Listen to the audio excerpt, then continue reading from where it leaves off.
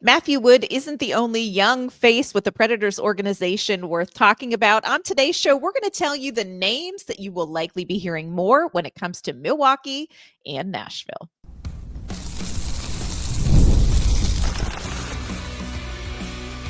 You're Locked On Predators, your daily podcast on the Nashville Predators, part of the Locked On Podcast Network, your team every day.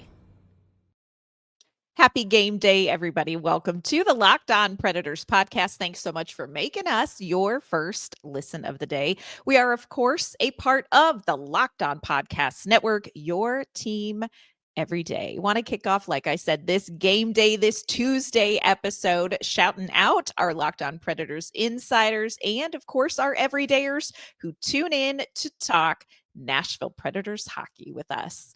I'm Ann Kimmel. I am a writer and a co-host with Penalty Box Radio and Friends. I have a partner in crime. You do. I am Emma Lingan, and I am the Predators site editor and reporter for the Hockey News. Emma, I'm coming today with an encouraging word and a nugget of truth for our listeners, and that is this. The windshield is bigger than the rearview mirror. So today we're going to focus on what is ahead because, friends, what's in the rearview mirror is a dumpster fire. We'll talk about tonight's game a little bit later, but let's look ahead to what we hope will be some more positive news. There have been a few moves that the Nashville Predators organization has made in this last week that could potentially affect the franchise in the future. Today, we're going to talk about a couple of signings that they have made and some young players joining the franchise fold. Of course, it is game day, so we are going to talk about tonight's game against the New York Islanders. Is the temptation to be the spoiler going to be enough for Nashville to motivate them to score more than one goal? Don't hold your breath, friends. But before we dive into all of that, we want to let you know that this episode is brought to you by our friends at Monarch Money. Take control of your finances with Monarch Money. Use code LOCKEDONNHL at monarchmoney.com for 50% off your first year. Emma, on yesterday's show, we got to talk about Matthew Wood making that NHL debut, and I threw up a quick poll on YouTube just to kind of get some feedback from viewers and from Nashville Predators fans. Most people really felt pretty good about Matthew Wood's debut. I would like 39%. Well, no, even more than that. Over 85%, friends, really felt positive about his debut. That was Ann Mappin. Well, I was adding the impressive and average, and then I was like, well, you know what? Solid is also very positive too. So just overwhelmingly positive feedback. Here is the ones who voted needs improvement. Stop thinking that every NHL rookie is going to come into this league and Connor Bedard it out from game one on. And I think that's part of the struggle when you have somebody like Matthew Wood, who we have been talking about since he was drafted in 2023. He comes in, he makes his NHL debut, and it's like the fan base, the expectation is get in there and score a hattie. That's not how it works in this league. And again, it comes down to, I was listening to 1025 today, and they were talking about Titans and draft picks. And I was reminded again how very different these two worlds are. Because when you draft somebody into the NHL, you know you are going to see them. They were talking about the first round pick. You are going to see that first round pick playing in a Tennessee Titans uniform next season. Even if the Nashville Predators get a top 5 pick in this NHL draft, we cannot tell you for sure that that player is going to debut next season in an NHL Nashville Predators uniform. Two very different worlds. So I think it's interesting. Sometimes I think expectations of high draft picks, not realistic, especially in hockey. That's a tough one for me. Like, let him marinate. Well, it's doubly hard in Nashville, where a lot of people do like to try to put things in football terms when they don't belong in football terms. Mm-hmm. And I think that's just being the South. But, you know, it happens. I get it. You want to try to be relatable. But I also think in, you know, non-market specific, I call it the Bedard effect. I feel like that's what people are expecting. And it's like, there's not, you know, Connor Bedard there was so much hype around him for a reason. Like he is not, you know, he was not like your average number 1 overall pick. And I think that people are still, maybe especially in this market, because he was, it was the Nashville draft, the draft that was here Right. at Bridgestone Arena, that people are like, oh yes, every first round pick will be like this. And it's like, well, no. Connor Bedard was one of the players, very similar to Connor McDavid, like scouted as a child, and he's barely not a child now. That is just not typical. But I do feel like fans have been bedarded. Like it is a verb, and you know it when you see it. Fans have been bedarded. Now, what I will say is that in NHL terms, there is a difference, I think, between forwards and defensemen when it comes to drafted prospects and how quickly they can make an impact at the NHL level. Defensemen do take longer to develop traditionally, and kind of ramp up to the NHL level, and the amount of ice time, and the, just the demands of playing at that level. So I think I do understand that there is more, expectations on forwards in particular, because they, compared to defensemen, do have those bigger expectations on them. But overall, yes, they are still, remember, Matthew Wood was born in 2005. So let's just not, I'm like, would you? He does not know a world without cell phones and the interwebs. Some of us do. Me and Alex Ovechkin, we remember. He has never boarded a plane without going through TSA. Yes. He doesn't know a world like that. So let's just, I also think part of the pressure, like you're talking about with forwards, is because they are more quote unquote measurable. You look at Matthew Wood's performance, and people who say he needs improvement, they're disappointed because on the score sheet, it doesn't say goal or assist. Whereas when Tanner Mollendijk comes in, I don't know that the expectation is going to be, well, if he doesn't show up on the score sheet, then that was not a very successful NHL debut and he's a bust. So, I think there's a lot that goes into expectations. Connor Bedard, you did this. You started this for this generation. But I thought Matthew Wood played really well. Of course, Matthew Wood joined the Nashville Predators. He stepped away from the University of Minnesota after their men's hockey team postseason was cut short by UMass. Coincidentally, Emma, one of those UMass players that stuck it to the man being Matthew Wood, Cole O'Hara. He was a 2022 fourth round pick for the Nashville Predators. He was selected 114th overall. He's a winger. And he signed just this week with the Nashville Predators, signed a 2-year deal, $860,000 cap hit. Had a really good junior season. He 40 games played, 22 goals, 51 points. Of course, that was first in goals, points, and assists for the UMass team. Also had his first career hat trick in January. Shout out on that. He had a 4-point game that night versus Merrimack. Had another 4-point game this season against Harvard. He was named Hockey East Player of the Week 1 week in October. So he really had a great season for UMass, and the Nashville Predators were like, all right, let's sign him. Now, what happens with Cole O'Hara, Emma? Now what? Well, I will say I have seen Cole O'Hara play actually for UMass. I saw him last year. Yeah. Unfortunately, it was not a good time. They got absolutely blown out by the University of Michigan. So it wasn't a good game for O'Hara or the Minutemen, but I have seen him play before. So I'm, excited to see that. But as far as, he was a guy who I think can do a lot of good things for this organization. And now that he's on this, this 2-year entry level deal, that he does have a, he's still, it starts next year. The contract that he signed starts next year. So we're not going to see him right now, but Yep. we're going to see him next year. We'll see him at training camp, I'm sure.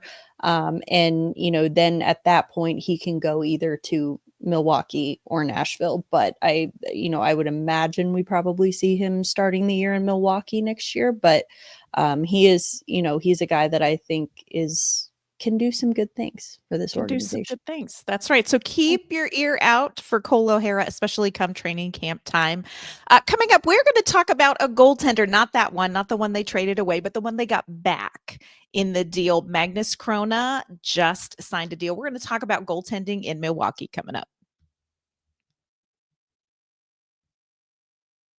Today's episode is brought to you by our good friends at Monarch Money. Have you ever checked your bank account and had this moment of like, where did all of my money go? Whether it is dining out, whether it's that late night online shopping, or maybe you're spending a little much on entertainment, it's really easy to lose track. That is where Monarch Money comes in. They are your personal CFO, giving you full visibility and control over your finances. Monarch Money is not just a budgeting app. It is a complete financial command center. You can track all of your accounts. You can track all of your investments and your spending in one place. So you're not just managing your money, but you can start building wealth. Instead of juggling multiple apps, you can use Monarch to check your finances, track that spending, and even plan your long-term financial goals. So take control of your finances with Monarch Money. Use our code LOCKEDONNHL at monarchmoney.com for 50% off your first year. That is monarchmoney.com, code LOCKEDONNHL for half off your first year.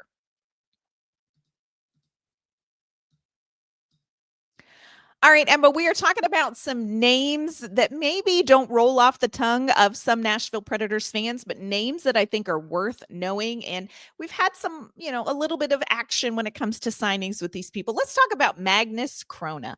First of all, he's a Swede.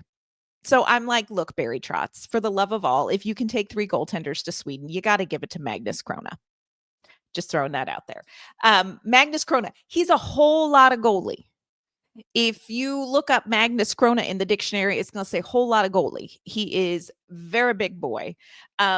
He came over in the Yaroslav Askarov deal. I'm still trying to learn it. And he has been playing down in Milwaukee. He has played 20 games for the Admirals, 901 save percentage, 2.87 goals against average. He's 11-11-5. Interesting. So the Nashville Predators just signed him on April 4th to a 1-year, 2-way contract. He is 24 years old. This is only his second professional season. Now, he did in his first professional season get some NHL starts for the San Jose Sharks, but he was not the piece they were looking for. They were looking for Yaroslav Askarov. But Magnus Chrona has been playing in Milwaukee. Really interesting situation with the goaltenders in Milwaukee, Emma, because Magnus Chrona, kind of a lot of hype around him. Young goaltender. They wanted a goalie piece back in this Askarov deal. And again, I might have mentioned he is full-size candy bar at Halloween. This is a very big goaltender. He is literally Michael McCarron sized. They are the same height. So he is Michael McCarron as a goaltender.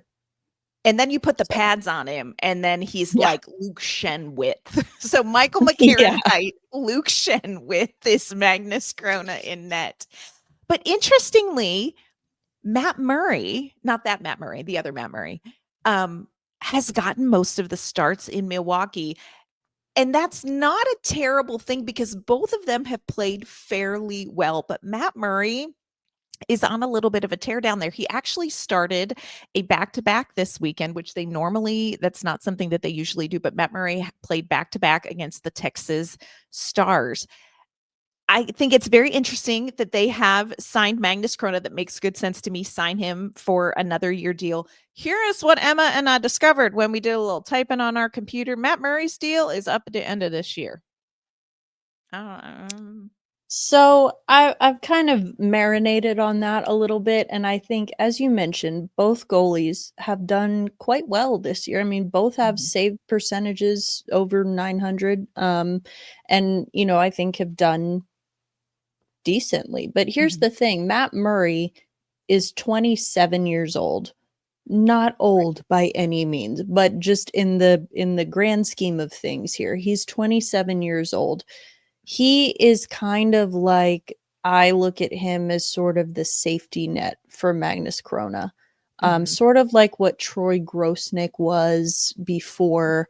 Right. Obviously different stage in his career for sure, but I think that that's kind of how I look at it, because Magnus Chrona, big boy, but he's only 24. And I do think that, you mentioned he got his NHL debut with San Jose. That was really more out of necessity. Like, they needed a body. And, he was not a guy that you never want to rush anyone to the NHL, but especially a goaltender, Gosh, no.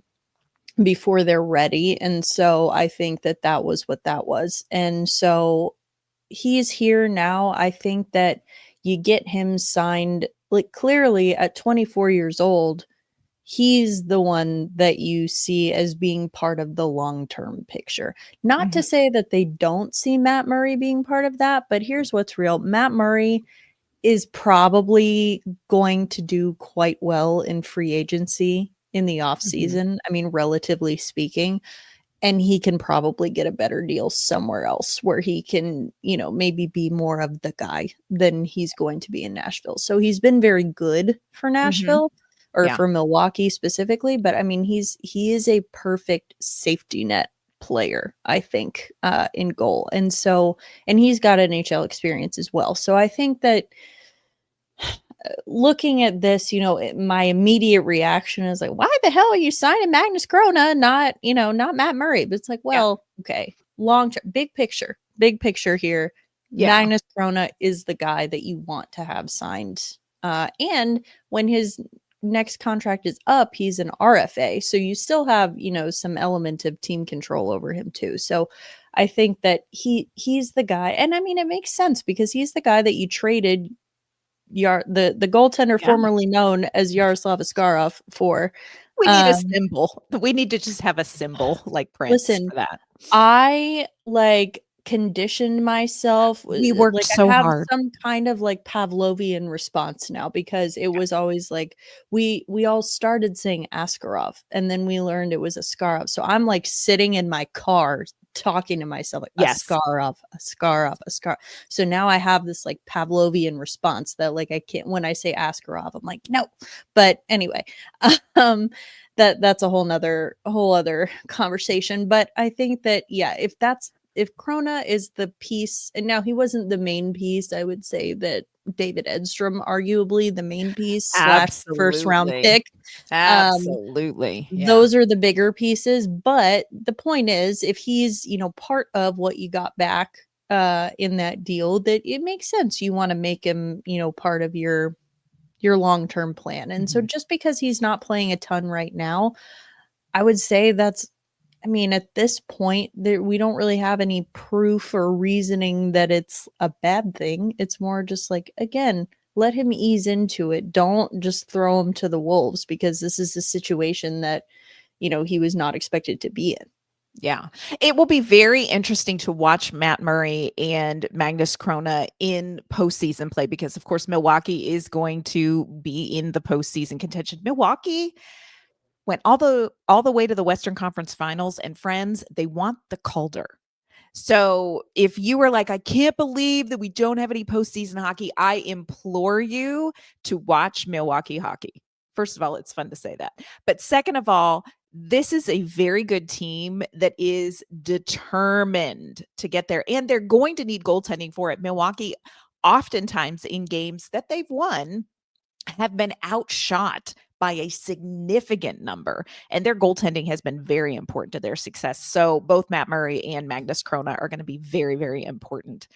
I mentioned to Emma that the Admirals played the Texas Stars in back-to-back games this weekend. Won them both. How about that? Shouting out the Milwaukee Admirals. Here is where it got a little hairy for Anne's mind, because while half watching Milwaukee hockey and paying attention to some NHL hockey that I needed to pay attention to for work, I kept hearing them talk about Lind. And I'm like, Kaylin Lind. Oh my gosh. No, friends, that was Cole Lind. Cole Lind, his brother, plays for the Texas Stars.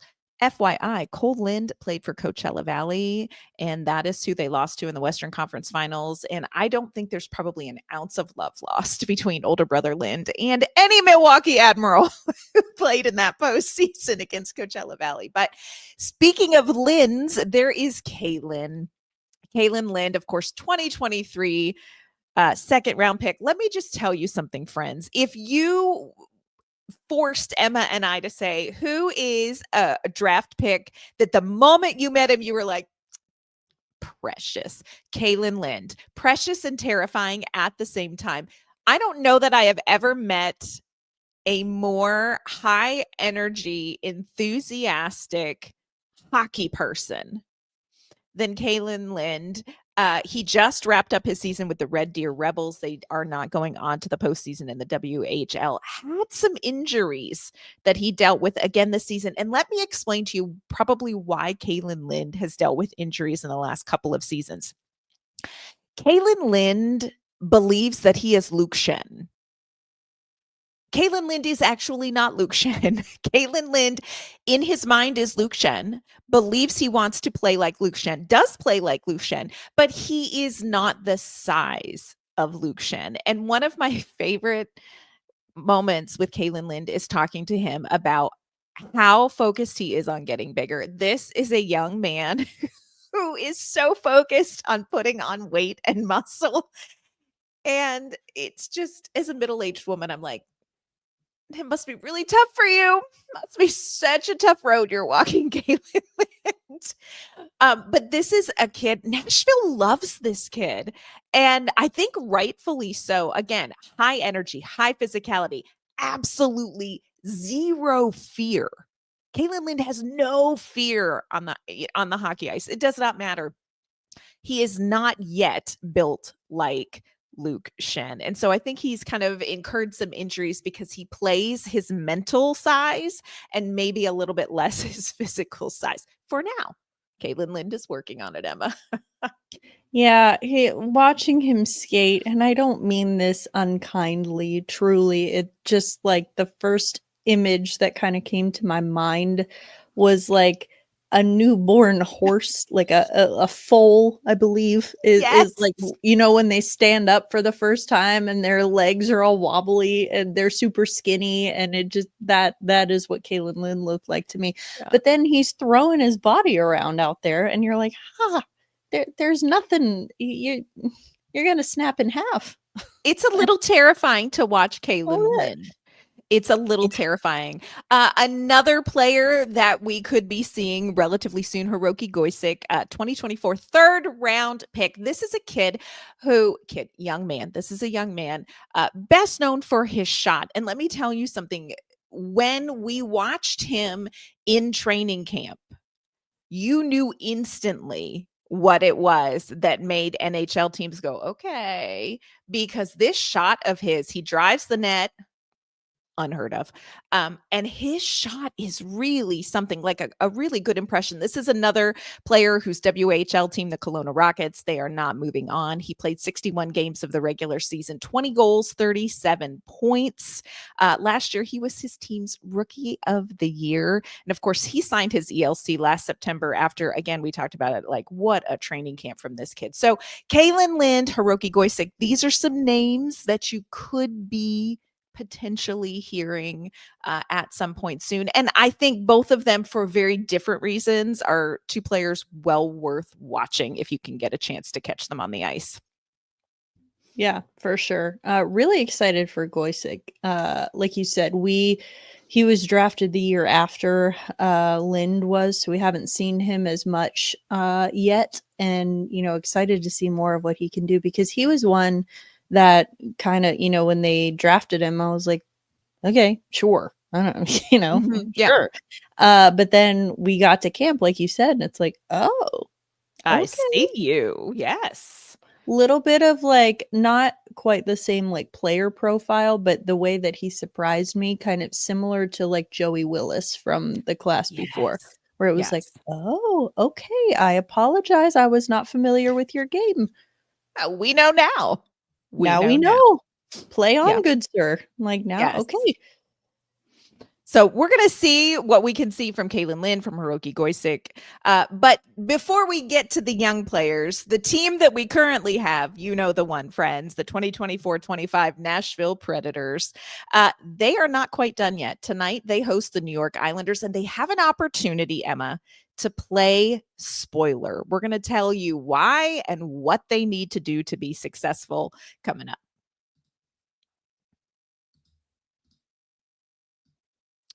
Today's episode's brought to you by Indeed. You just realized your business really needs to hire someone. How can you find an amazing candidate fast? It's actually very easy. Just use Indeed. When it comes to hiring, Indeed is all you need. Stop struggling to get your job post seen on other sites.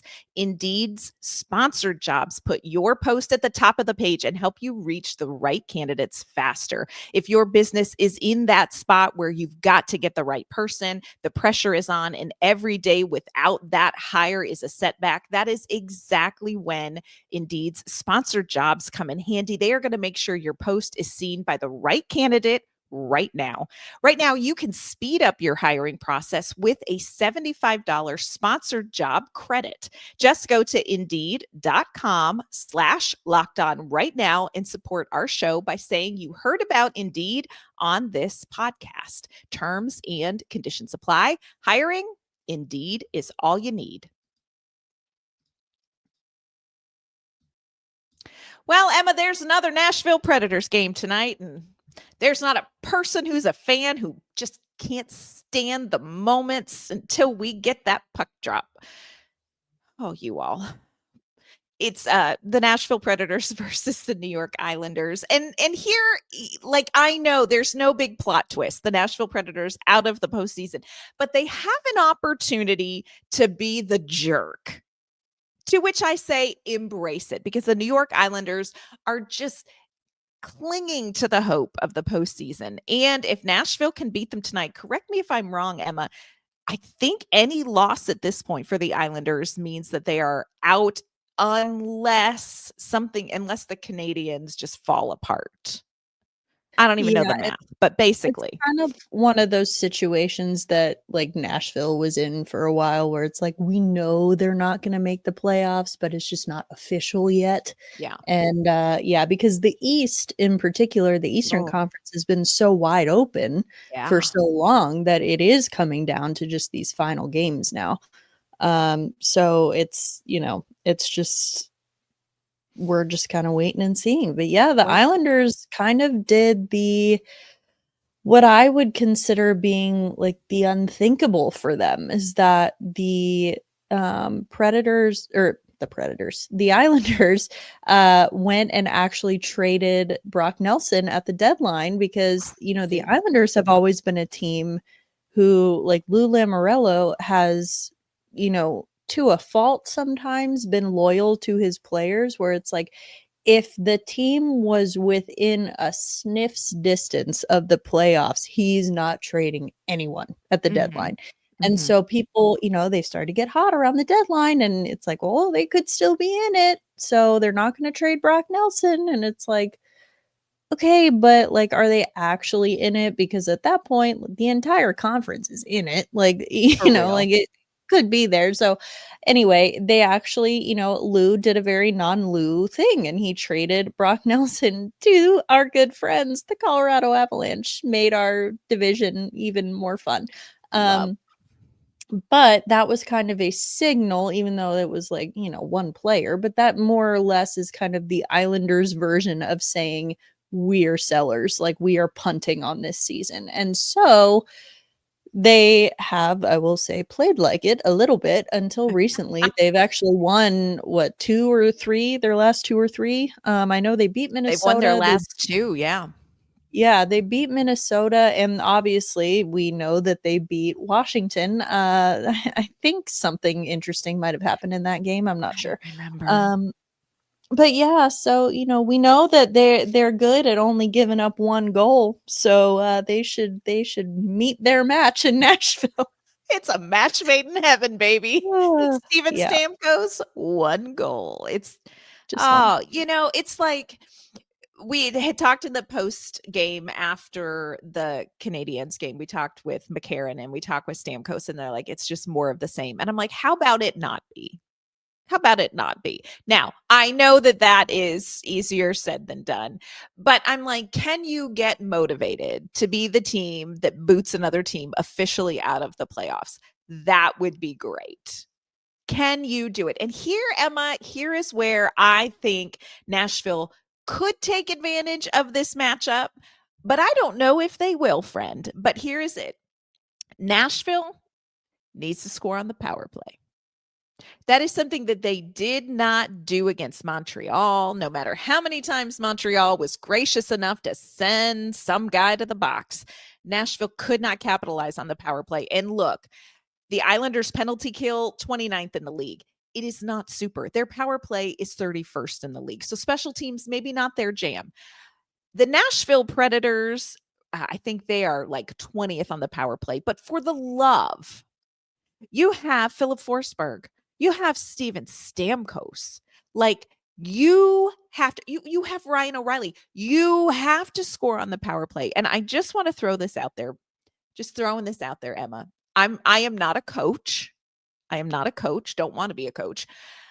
But if I see the Nashville Predators go out there on the power play and cycle around to the extent that Steven Stamkos is suddenly playing the point, I am going to go get a second grilled cheese and just not return to the game, because I understand that everybody is going to like play tough defense on Steven Stamkos in his office, but they call it his office for a reason. Why is Steven Stamkos playing the point? Put him where he needs to be. The rest of you guys make something happen so that Steven Stamkos can get open. Score on the freaking power play, you all. Score a power play goal. At least like attempt or just to score on shoot the puck. They don't get near the net. And they do, we know because we go to all the morning skates, they do this thing, and it has become, to me, it's like the sound of failure. It's like not even the dink of hitting the post. It's not that. It's worse. The sound of failure is that god-awful passing drill that they do every practice. Every time they start power play practice. And it's like, you think you're watching it in a practice setting and you're like, okay, they're just warming up. This is how they start. But then they do that in the game. Like, what are you guys doing? It's like whoever, quarterback is. So now it's what? Nick Blankenberg, he's up there, and, it's like you pass. It's like this little synchronized passing thing. It's like they all pass it around to each other, and they do like 2 cycles through before the power play actually starts. And it's like, y'all, that's a drill. That's not a game. Exactly. It's a drill. It would be like if, I don't even know. I don't even know what the equivalent is, but like it's a drill. It would be if you and I posted an episode of Nothing But Our Bloopers. Yeah, basically. That's a drill. That's not a show. Yeah. Y'all would be entertained, but it's not a show. Yeah, it would be more entertaining than watching their passing drill, but like, good God. Again, I could see maybe, listen, if the power play was doing well, I'd be like, hey, maybe that drill is helpful. I don't know. But I'm like, now what is the point of this?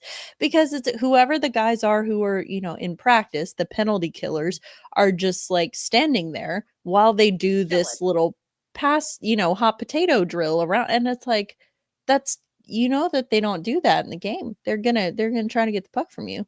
Now, and the Islanders are 29th, but I do still believe that they will, on the penalty kill, move their bodies. Yes.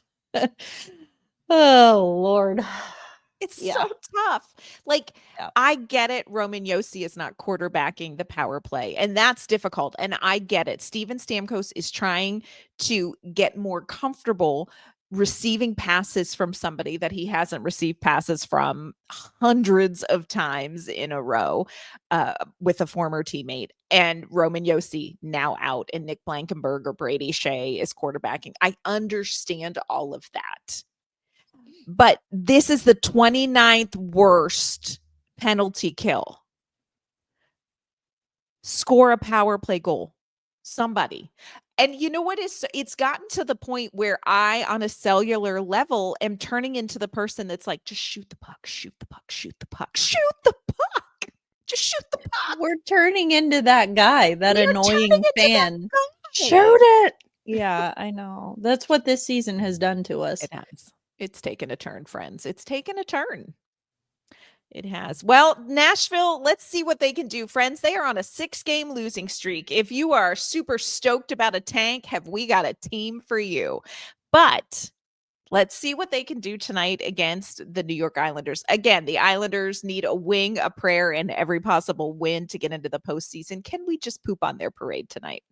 It would be really, really nice to see Nashville get a win.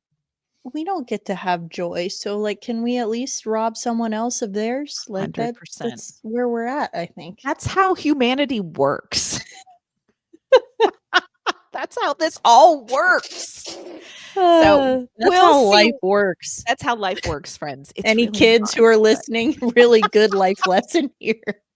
You may want Kevin Lankinen to be your life coach less than Emma and I. Like, I'm just saying that probably that is not something Kevin Lankinen would say, but Emma and I, Kevin Lankinen has not lived through this season with us. So who knows what his mental and emotional fortitude would be like right now. Ours, it's waning, friends. It's waning.